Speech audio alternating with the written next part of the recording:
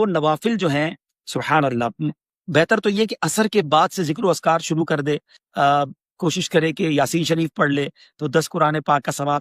تو سال کا آخری وقت ہے، تو یہ آخری لمحہ اللہ کرے آپ روزے سے بھی ہوں تو کوشش کریں کہ 13 14 15 شعبان، جہاں 13 تھی انہوں نے رکھا ہوگا امید ہے، ورنہ جہاں 14 ہے وہ ضرور رکھے۔ اور 14 15 شعبان کو روزہ رکھنے کا فائدہ یہ ہے کہ نامہ اعمال کا آخری دن بھی روزے سے ہو جائے گا، پہلا دن بھی روزے سے ہو جائے گا۔ اب نامہ اعمال کے جو آخری لمحات ہیں وہ کون سے ہیں؟ وہ عصر سے مغرب سے پہلے والے ہیں، تو اس میں تلاوت کر لیں، سورہ یاسین پڑھ لیں، استغفار پڑھ لیں، درود پاک کثرت سے پڑھ لیں، وہ وقت عبادت میں گزارے تو آخری لمحات بھی عبادت میں ہو جائیں گے۔ پھر مغرب کے بعد فوراً کیا کرنا ہے؟ مغرب پڑھ لی، اب 2 رکعت نفل پہلے پڑھنی ہے کہ یا اللہ ان نوافل کی برکت سے مجھے ہر قسم کی بیماری اور آفتوں سے محفوظ فرما، اور اس کے بعد یاسین شریف پڑھ لے۔ پھر 2 رکعت پڑھے کہ یا اللہ درازی عمر بالخیر عطا فرما، زندگی طویل زندگی خیر اور عافیت کے ساتھ مانگنا بھی کوئی حرج نہیں ہے، کیونکہ طویل زندگی ہوگی تو نیکیاں بھی زیادہ ہوں گی انشاءاللہ۔ پھر یاسین شریف پڑھے، پھر آخری 2 رکعت نفل، یا اللہ اپنے در کے سوا کسی کا محتاج نہ کیجیے، اللہ کرے ساری زندگی دینے والے بنے، مانگنے کی کبھی نوبت ہی نہ آئے، یہ نوافل اس نیت سے پڑھیں، اور پھر یاسین شریف پڑھیں۔ اچھا، ایک عجیب سا فینومنا ہے، ایک عجیب سی مسکنسیپشن پھیلائی جا رہی ہے کہ جناب یہ کدھر لکھا ہے اور یہ کیا ضرورت ہے کرنے کی؟ مجھے بتائیں بھائی، ہم کرتے کیا ہیں اس میں؟ اللہ کی عبادت کرتے ہیں، نفل پڑھتے ہیں، کیا نفل کسی بھی وقت پڑھنا منع ہے؟ ہم قرآن پڑھتے ہیں، کیا کبھی بھی پڑھنا منع ہے؟ اگر بزرگوں نے فرمایا اور ہم عمل کرتے ہیں، کیونکہ یہ رات عبادت کی ہے، یہ رات مغفرت کی، یہ تو حدیث پاک میں ہے نا، تو اگر کوئی عبادت کی رات، مغفرت کی رات نوافل پڑھتا ہے، یاسین شریف پڑھتا ہے، اللہ کی بارگاہ میں دعا کرتا ہے، تو پرابلم کیا ہے؟ لوگوں کو پرابلم اللہ کی عبادت سے کیوں ہو جاتی ہے؟ اس بہانے لوگ جمع ہو جاتے ہیں، اس بہانے لوگ عبادت کرتے ہیں، اللہ کو یاد کرتے ہیں، ورنہ کہیں بھائی اپنے طور پہ جو جی چاہے کر لیں تو کچھ بھی نہیں کریں گے۔ تو ایک اگر پلان کے ساتھ اللہ کی عبادت کر لی جائے، ہاں ہم یہ کہیں نا یہ واجب ہے، جو نہیں کرے گا وہ گناہگار ہوگا، پھر تو اعتراض بنتا ہے، نہ ہم نے واجب کا، نہ ہم نے فرض کا، نہ ہم نے سنت موقدہ کا، ہم نے کہا نفل ہے، بہتر ہے، پڑھے بھائی، فائدہ ہوگا۔ تو اس کی وجہ سے بتائے، بچپن سے ہم پڑھ رہے ہیں، لاکھوں لاکھ کروڑوں عاشقان رسول یہ پڑھ رہے ہیں، تو فائدہ ہی ہے نا۔ اور اگر آپ کہہ رہے ہیں جناب کوئی عبادت نہیں کرنی، اپنی اپنی مرضی سے کریں، تو سب تتر بتر ہو جائے گا۔ تو اللہ سلامت رکھے، ہمارے بزرگوں نے پورا ہمیں پلان دیا، اور اس پلان کے ساتھ ہم عمل کرتے ہیں تو بڑا اچھا وقت گزرتا ہے، دل کو کچھ ڈھارس بن جاتی ہے۔ حدیث پاک میں پیارے آقا نے فرمایا نا کہ ایک بار یاسین پڑھنے والے کو 10 قرآن پاک کا ثواب ملتا ہے، تو 3 سورہ یاسین پڑھی، 30 قرآن پاک کا ثواب، اعمال نامہ شروع ہوا فوراً مل گیا۔ امیر اہل سنت تو ایک اور بھی بڑی پیاری بات بتاتے ہیں کہ ہر 2 رکعت نفل کے بعد 21 بار سورہ اخلاص بھی پڑھ لیں، سورہ اخلاص قل هو اللہ احد، 3 بار سورہ اخلاص پڑھیں گے بھی حدیث پاک میں ہے، تو اس میں ایک قرآن پاک کا ثواب ہو گیا۔ تو 21 بار سورہ اخلاص پڑھے تو 7 قرآن پاک کا ثواب، ایک یاسین پڑھے تو 10 قرآن پاک، یہ ہو گئے 17 ملٹیپلائی بائی 3، 51 قرآن پاک پڑھنے کا ثواب مغرب اور عشاء کے درمیان ہی مل گیا۔ تو پھر تو پرابلم کی ہے؟ اور یہ حدیث پاک میں نبی پاک نے یہ تو نہیں فرمایا کہ بھائی سورہ یاسین کا 10 قرآن کا ثواب ہے، شب برات کو نہیں ہے، تین بار سورہ اخلاص پڑھنے پر پورے قرآن کا ثواب ہے مگر شب برات کو نہیں ہے، ایسا تو نہیں ہے۔ تو پھر کیوں لوگوں کو کنفیوز کرتے ہیں بھائی؟ پڑھنے دیں، لوگ عبادت کر رہے ہیں۔ تو بہرحال آ جائیں واپس اپنے پوائنٹ کی طرف کہ عبادت کریں، دل کھول کر کریں۔ اس کے بعد آپ کیا کریں؟ رات کو ویسے تو قبرستان جانا بھی سنت، لیکن اس رات کو میرا ایک اور مشورہ یہ ہے کہ صلاۃ التسبیح بھی ادا کریں۔ بڑی کمال کی نوافل ہیں یہ، اور بڑی طویل نوافل ہیں، اس کو پڑھنے کا مزہ بھی کچھ اور آتا ہے۔ تو آپ ظاہر مسجدوں میں شاید نہیں ہو سکے گی تو اپنے گھروں میں صلاۃ التسبیح ادا کریں۔ آلموسٹ لیٹ نائٹ تک مدنی چینل پر نشریات رہیں گی، اور اعلان ہوا ہے کہ امیر اہل سنت اس جگہ سے دعا کریں گے شب برات تقریباً 12 بجے کے آس پاس، کہ جہاں نالین اقدس موجود ہے نبی پاک کے جو تبرکات ہیں امیر اہل سنت کے پاس، وہاں سے امیر اہل سنت انشاءاللہ دعا کریں گے۔ تو آپ نے ضرور شب برات کی رات مدنی چینل کے ساتھ گزارنی ہے، تو انشاءاللہ بہت کچھ آپ جان لیں گے اور سیکھ لیں گے۔ پھر جناب کچھ باتیں ہو گئی، کچھ نوافل ہو گئے، عبادات کا بتا دیا۔ 14 رمضان بھی روزہ، 14 شعبان بھی روزہ رکھیں، 15 شعبان بھی ضرور روزہ رکھیں۔ اچھا، ممکن ہو جن کے لیے، اب یہ بھی کوئی فرض واجب نہیں ہے بھائی، بزرگوں کا قول ہے اور ہم تو عمل کرتے ہیں بزرگوں کے قول پر، نقصان کوئی نہیں ہے نا، کہ جو بیری کے 7 پتے گرم پانی میں ڈال کے اس کو ابال لے اور اس پانی کو پھر اس سے غسل کر لے، بے شک اس کو پھر بالٹی میں ڈال لیں، تو سارا سال جادو وغیرہ سے محفوظ رہے گا، تو کوئی حرج نہیں ہے۔ بزرگوں کا قول ہے اور ہر سال کرنے والے کرتے ہیں، ہم نے دوبارہ فرض نہیں کہا، اس کو واجب نہیں کہا، تو آپ کا اعتراض بنتا نہیں ہے، ٹھیک ہے۔ اسی طرح یہ بھی روایتوں میں ملتا ہے کہ اس رات جو وہ تو 10 محرم کے لیے کہ شب زمزم 10 محرم کو زمزم شریف جو ہے وہ تمام پانیوں میں شامل ہوتا ہے۔ شب برات کے لیے یہ بیری کے پتوں والی بات آ گئی، ٹھیک ہے جناب۔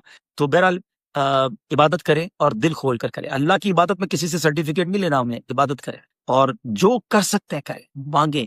آسمان دنیا سے یہ اعلان ہوتا ہے کوئی مانگنے والا کہ ہم اس کی مغفرت کر دیں؟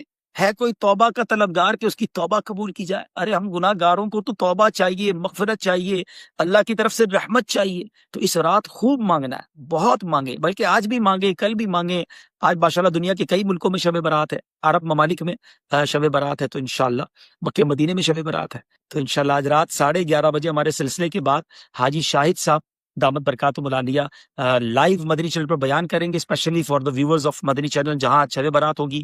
پھر 12:30 بجے آج رات بھی امیر اہل سنت دعا کریں گے. تو آج رات سے سلسلہ شروع ہے عبادت کا.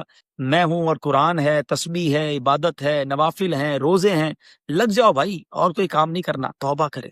اگر ان 6 لوگوں میں آپ شامل ہیں جن کا میں نے بیان کیا, تو ضرور توبہ سچی کر لیں, تاکہ جب سب بخشے جائیں تو میرا نام بھی اس میں شامل ہو جائے. چلیں جناب, اب آپ کے کچھ میسج 2-4 منٹ پڑھ لیتا ہوں, اور اس کے بعد انشاءاللہ ہم بھی دعا کریں گے. صلو علی الحبیب.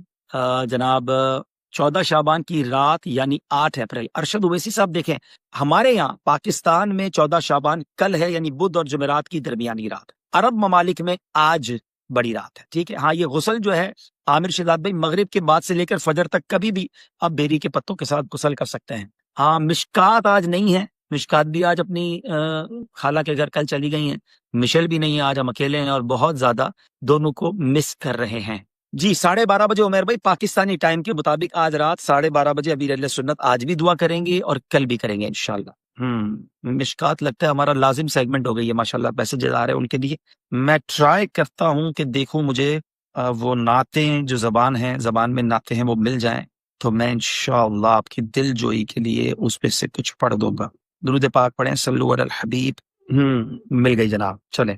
اسی مصطفیٰ جے وطن جا دیوانہ, سکوں تھا نبی جے سہن جا دیوانہ.